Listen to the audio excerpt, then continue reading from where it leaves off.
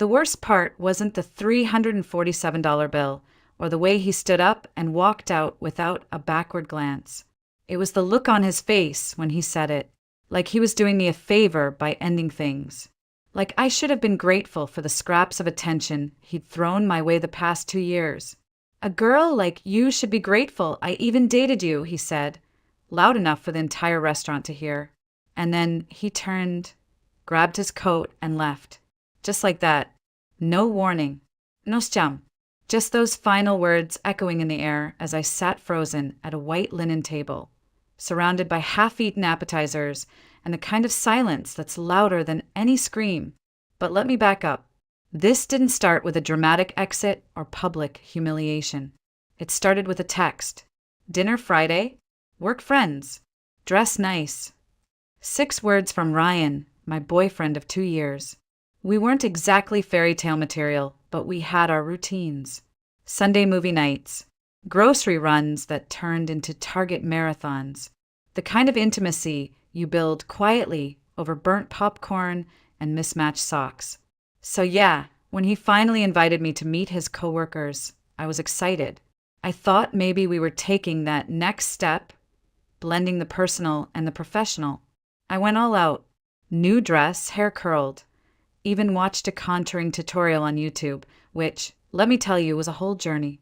I showed up at Rosa Luna, this upscale downtown spot with glass walls and no prices on the menu. Red flag, maybe, but I was too nervous to notice. Ryan was already seated with 2 guys, Leonard and Pablo. The moment I walked up, I felt it, the shift in the air. He barely looked at me. No smile. No, you look nice. Just, you're late. I wasn't. I'd circled the block 3 times before finding a parking spot. But I smiled anyway. Tried to brush it off. Then came the second hit. Oh, you wore that? He didn't whisper. He didn't say it kindly. Just flat, borderline disgusted. I looked down at my navy wrap dress, classy, simple, flattering, and felt like I was in high school all over again, showing up to a party in the wrong outfit. His friends exchanged a look. I laughed weakly.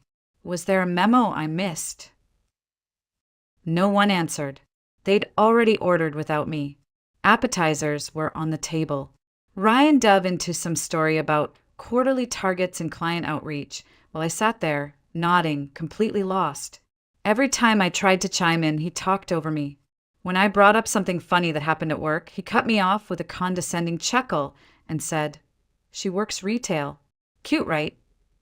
Like I wasn't sitting 3 feet away, like I was a pet performing tricks for his amusement. I excused myself to the bathroom around the main course. My hands were shaking. I stared at my reflection for a long time, trying to figure out what I'd done wrong. Was my makeup too much? Was my laugh too loud? Why did I feel like I was shrinking inside my own skin? When I came back, they were laughing about something I hadn't heard. I sat down. Silence. The waiter brought our entrees. I ordered pasta, one of the cheaper options, and Ryan couldn't resist. Carb loading for a marathon? Then, bold choice for someone with your body type. Each comment landed like a slap, but no one flinched. No one defended me. Not even a nervous chuckle from Leonard or Pablo. Just silence and wine glasses clinking. And then the bill arrived. The waiter placed it gently in the center of the table. Ryan picked it up, looked at it, then slid it toward me. I assumed he was showing me the total, but instead he leaned back and said, "You know what? I don't think this is working." My heart stopped. For a second, I thought he was joking. A twisted kind of humor. But he wasn't laughing. "I've been trying," he continued, "but I'm just not attracted to you anymore." He paused, watching my face. "This isn't going anywhere. I think we should break up." There, in front of his friends. 2 years ended like a transaction. I barely registered his next words, but I'll never forget them. "A girl like you should be grateful I even dated you." Then he left, and I just sat there, staring at a $347 bill and wondering how the hell I ever let myself believe he loved me. I wish I could say I stormed out of that restaurant with my head held high, that I made some dramatic speech or dumped my glass of wine in his face. But I didn't. I paid the bill. I walked out into the cold night air, and I cried in my car until my mascara ran into my mouth. Then I drove home on autopilot, parked horribly, and crawled into bed fully dressed. I didn't even take off my heels, just collapsed onto the mattress and let it all hit me at once. The silence was deafening. My phone buzzed twice. Both were notifications from the restaurant tagging Ryan in a boys' night out story. Not even a mention of me. It was like I'd been edited out of my own life. I didn't sleep. I couldn't. I just lay there replaying everything over and over, trying to pinpoint the exact moment he stopped seeing me as a person. Was it the first time he made a comment about my arms? The way he always said, "You'd be so pretty if you tried a different hairstyle." Or was it me, letting it slide every single time because I thought love was supposed to be patient? By morning, my face was puffy and my soul felt like someone had wrung it out. I texted Vanessa. No words. Just, "Can you come over?" She showed up within the hour with two things, a bottle of rose and a pint of Ben & Jerry's. A true warrior. I barely got through telling her what happened before the tears came again. I didn't even cry like a normal person. I ugly cried. The kind with gasps and hiccups and tissues piling up like snowdrifts. Vanessa didn't interrupt. She let me vent, curse, sob, spiral. Then she did the thing that changed everything. She frowned. "You said he mentioned some big project at work," she asked, opening the wine. "Yeah," I sniffled. "Said he basically ran the whole campaign now." She blinked slowly. "That's weird." I sat up. "Why?" "Because my cousin interned at his company last summer," she said. "She told me Ryan's just an admin. Like, he does scheduling and orders coffee." I stared at her. "No," I said too quickly. "He has a team. He's always talking about client meetings and flying out for pitches. Did you ever see proof?" I opened my mouth, closed it again. That night, after Vanessa left, I couldn't sleep. Again. But this time, it wasn't heartbreak keeping me up. It was suspicion. So I did something I hadn't done in months. I went through our old messages. Text after text. Tiny things didn't add up. The client dinner, where he sent me a selfie in a hotel room that looked suspiciously like his own apartment.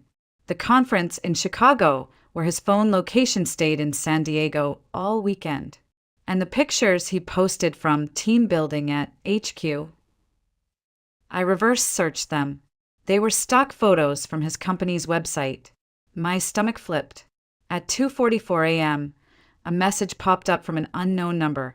"Hey, it's Cody from Ryan's office. Vanessa gave me your number. There's stuff you should know." I stared at the screen. Cody. I'd heard Ryan mention him once or twice. Always dismissively. "That guy who's obsessed with podcasts," he'd said. Now he was texting me in the middle of the night. I replied, "Go on." What followed was a series of voice messages, screenshots, and confirmation. Ryan wasn't a marketing manager. He wasn't leading projects. He wasn't crushing Q2. He was the assistant to the assistant manager, literally. He didn't present the slide deck. He made the slide deck. Cody even attached a team photo. Ryan wasn't in it. Somewhere between the 6th and 7th message, I stopped listening and just sat on the floor, staring at the wall. Everything I thought I knew, everything I thought I loved was fiction. Carefully curated lies from someone who needed to feel important more than he needed to be honest. The guy who called me not a prize in public was a fraud, and I had no idea what to do with that truth. Yet, I didn't respond to Cody that night, or the next morning. I needed time. Time to breathe, to think, to stop feeling like my lungs were filling with cement every time I remembered Ryan's voice saying, "You should be grateful." But silence didn't stop Ryan. On Tuesday, he texted me, "We need to talk about what happened. I might have overreacted." I laughed, a bitter, ugly sound that startled even me. Overreacted? That word belongs to someone who slams a door during an argument, not someone who humiliates his girlfriend in public, leaves her with a massive bill, then gaslights her for being upset. I didn't reply. Then, Thursday night, another message. My birthday dinner's this Saturday at my parents' place. They're excited to see you. Wear something nice. That one hit differently. I stared at it for a long time. Not because I was tempted, God no, but because I realized something. He hadn't told his family we broke up. Hadn't told them I'd been humiliated in a restaurant and ghosted like yesterday's news. He was pretending everything was fine. Still curating the perfect version of his life for the people who loved him most. Vanessa nearly dropped her wine glass when I told her. He actually invited you? Like you'd still show up all smiles and bring a gift. He thinks he still controls the narrative, I said. He doesn't. That's when the idea started forming. I wasn't going to fight fire with fire. I wasn't going to throw a drink in his face or post a TikTok exposing him. I was going to tell the truth. Calmly, publicly, at a table surrounded by the people who thought they knew him. Vanessa was all in. You want backup? Disguises? Smoke bombs? I want facts, I said. Over the next 48 hours, we combed through every message, every photo, every fake event Ryan had ever mentioned. I color-coded lies in a spreadsheet. I even made a folder called The Ryan Files on my desktop. It was weirdly therapeutic. Cody met me for coffee on Friday. He looked sheepish, like he wasn't sure if this counted as workplace betrayal or just basic decency. I'm sorry, he said.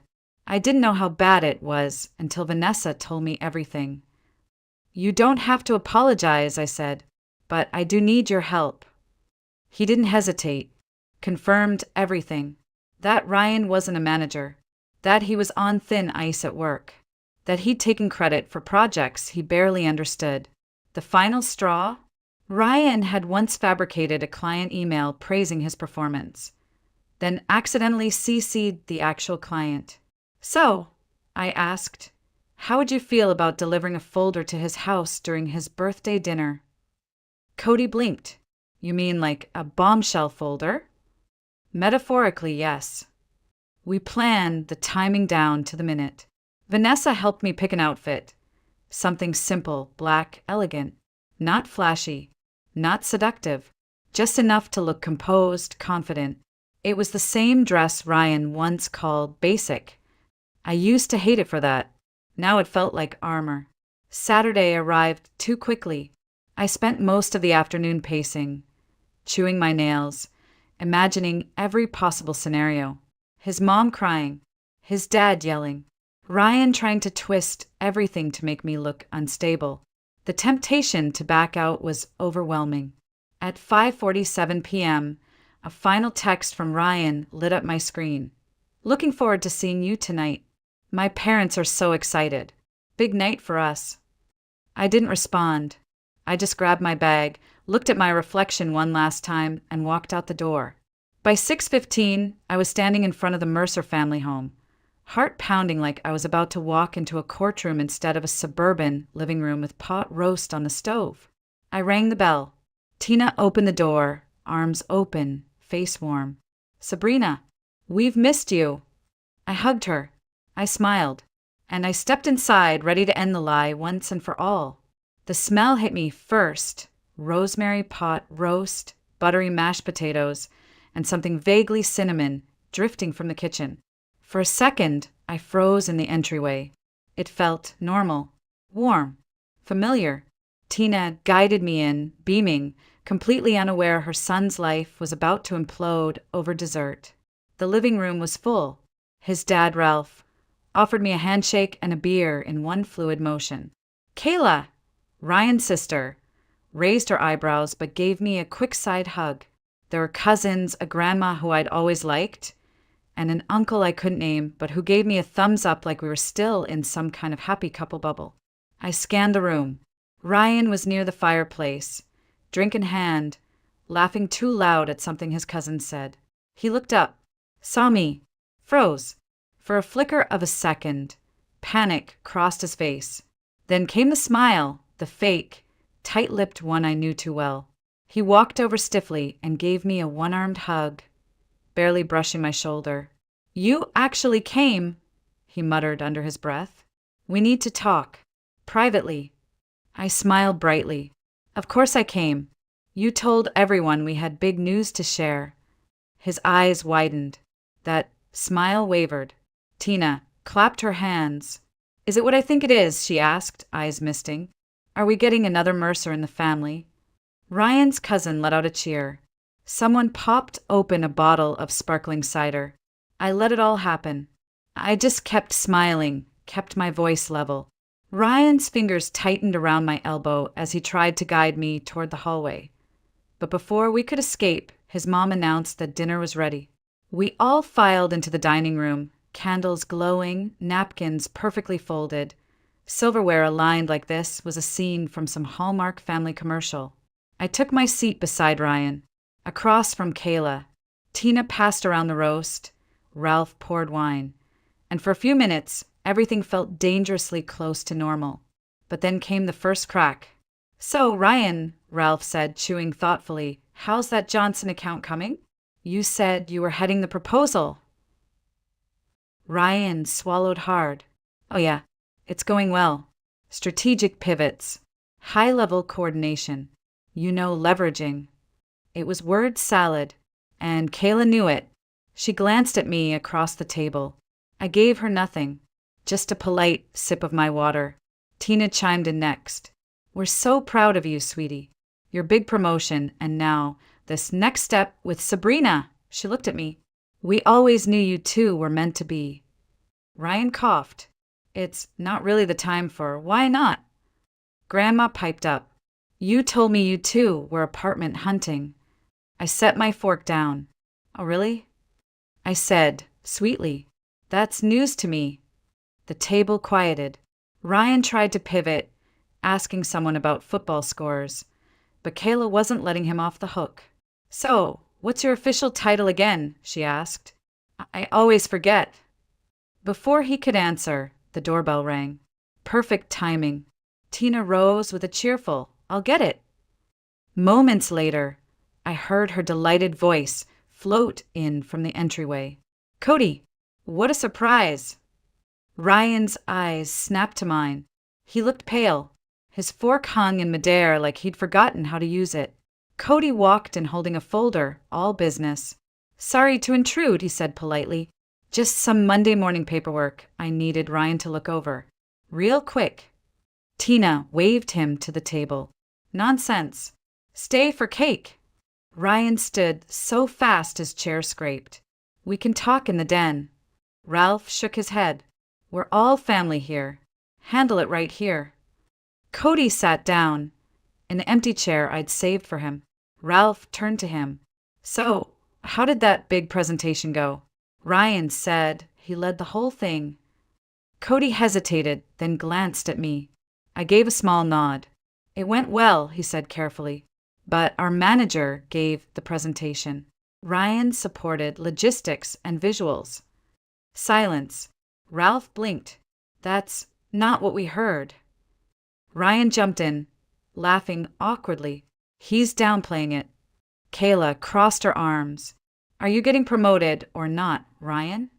Cody looked between us. There's been some confusion. Ryan is an administrative assistant in the marketing department. Tina gasped. Grandma let out a little ha. Ralph's fork clinked onto his plate.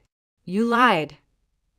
Ryan scrambled to recover, but every answer led to more unraveling. The team he said he led? 2 interns. The corner office. Fiction. The business card with VP title. Apparently ordered online as a joke. He was spiraling, and I wasn't done. Oh, speaking of business dinners, I said, cutting my steak. Remember that restaurant last week? With Leonard and Pablo? The one where you told me I should be grateful you even dated me. The room went silent. Cody looked down. Kayla's mouth dropped open. Tina stared at Ryan like she didn't recognize him. And that's when I knew the lie was dead. Ryan didn't explode right away. He sat there, twitching, mouth opening and closing like he was trying to rewrite the script in real time. Tina broke the silence, voice trembling. Ryan, is this true? Her son, The one she'd always defended didn't meet her eyes. He just muttered something about context and nuance. "I'm not a liar," he snapped suddenly, voice rising. "Cody's jealous. Sabrina's exaggerating. Everyone's ganging up on me." "You told us you were being groomed for senior management," Ralph said quietly. I am. "It's just complicated," Kayla cut in. "You've been lying to everyone, Ryan. And apparently humiliating your girlfriend in public while you're at it." "Ex-girlfriend," he corrected with a scoff. Then he looked at me like I was the problem. "You think you're some kind of victim? You never supported me. Always nagging. Always judging. A girl like you should be lucky anyone gave you the time of day." The words hit the table like a dropped glass. Tina gasped. Ralph's face hardened. Grandma shook her head in that slow, disappointed way only old women can pull off. Cody spoke next, voice even calm. "Actually, Ryan told all of us at work that he dumped Sabrina because she was clingy and obsessed with getting married. He even bragged about making her cry at the restaurant." He pulled out his phone, scrolled, then turned the screen to Ralph. "Here's the group chat." Pablo and Leonard were disgusted. Ralph stared at the messages, then at his son. "That's enough." "No." Ryan stood up, so fast his chair fell backward. "You're all buying into this pity party performance? Sabrina's manipulating you, just like she always did with me. She wants attention. She always needed someone to rescue her." "Stop," Tina said. Just one word, but her voice cracked. "I don't even recognize you." Ryan's jaw clenched. "Of course you don't. You never actually listened to me." Then, like a child mid-tantrum, he slapped the table. His water glass toppled, spilling everywhere. He pointed at me, trembling with fury. "You ruined everything. This was supposed to be my night." "No," I said softly. "This was supposed to be the night you got away with it again." He lunged forward a step, but Ralph blocked him with one arm. "Enough." And with that, Ryan stormed out, slammed the front door so hard one of Tina's decorative wall plates fell and cracked on the tile. Silence fell again. It was Kayla who moved first, grabbing paper towels and wiping the table. Tina stood frozen. Ralph sat back down, looking 10 years older than he had an hour ago. Cody apologized under his breath. I just sat there, stunned by how quiet it felt. Then Tina turned to me, voice hollow. "I'm so sorry. For everything." "You don't have to apologize for him," I said gently. "But I do," she whispered. "I raised him. I believed him. I defended him." Grandma nodded solemnly.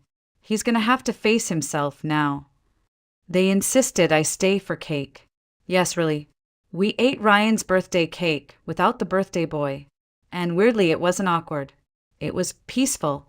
The storm had passed, and what remained was just people trying to make sense of what they'd seen. After cake, Tina walked me to the kitchen. She was still shaking.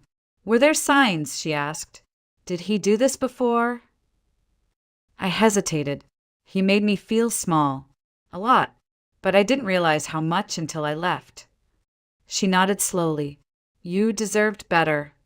Before I left, Ralph pulled me aside. He didn't say much. Just thank you. For being honest. There was shame in his eyes and sorrow and something else. Regret that went deeper than anything I could fix. Cody offered to walk me to my car.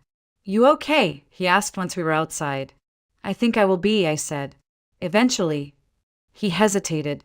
"There's one more thing you should know. Ryan's probably going to lose his job. Our boss saw the meltdown posts. HR's involved. And he was already on final warning for falsifying reports." I blinked. So this wasn't rock bottom yet. Not quite, but he's getting there.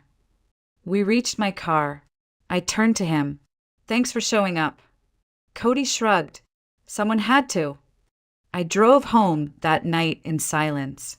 Not crying, not shaking, just tired.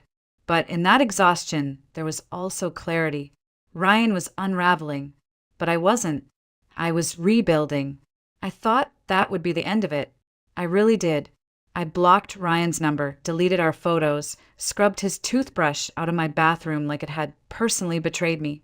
I even rearranged my living room so I wouldn't have to sit on the same couch where we once binge-watched shows he pretended to like just to seem cultured. For a while it worked. I let the quiet settle in, let myself breathe again. But then Sunday morning came. I woke up to 13 missed calls. 5 from Tina, 3 from Kayla, 2 from Cody, 3 from numbers I didn't recognize. The pit in my stomach returned instantly. I called Tina back first. She picked up on the first ring, voice shaking. "Sabrina, honey, are you okay?" I said yes, even though I wasn't sure why she was asking. Then she told me everything. After storming out of his birthday dinner, Ryan went on a full-scale spiral. Showed up drunk at the apartment of an ex I didn't even know existed, ranting about how I'd destroyed his life. She called Kayla, who had to go pick him up. He posted a status on Facebook, one of those long, incoherent ones about betrayal, snakes, fake people, and ungrateful women. He even threatened Cody by text, saying he'd make him regret interfering. Bold, considering he was one HR meeting away from unemployment. But the worst part wasn't the drama. It was what came next. Ryan had sent a private message to Pablo with my home address, saying she'll pay for embarrassing me like that. Watch.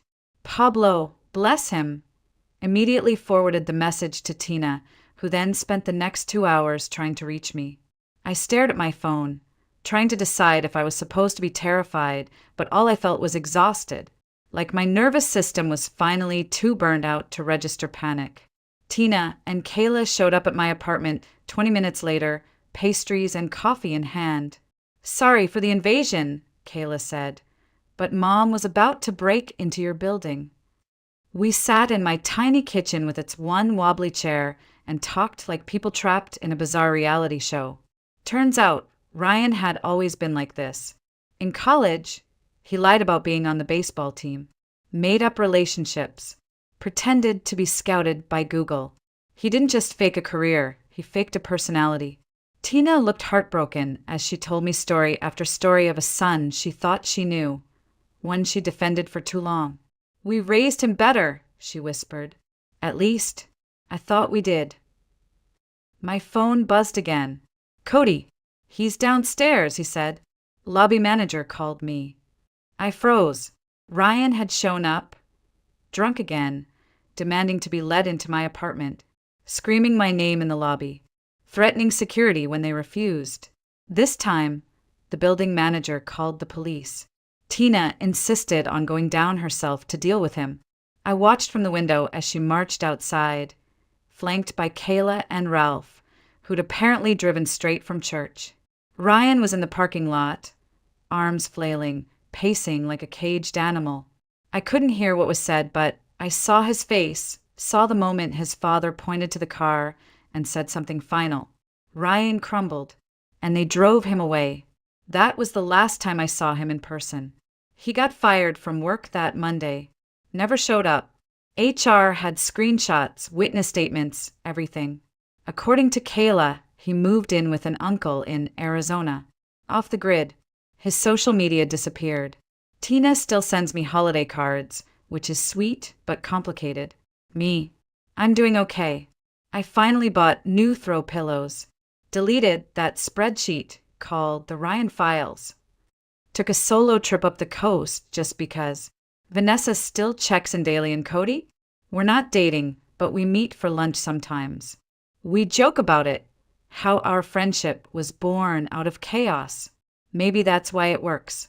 One afternoon, I found myself back at the same restaurant. Rosa Luna. I walked by on a whim, looked through the window.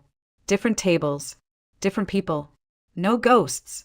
For a long time, I hated myself for not fighting back that night, for not saying something clever, for just sitting there. But now I know silence was the beginning. It wasn't weakness. It was the space where I started remembering who I was. Ryan fell apart trying to keep up an illusion. I let it all burn. And what's left is real,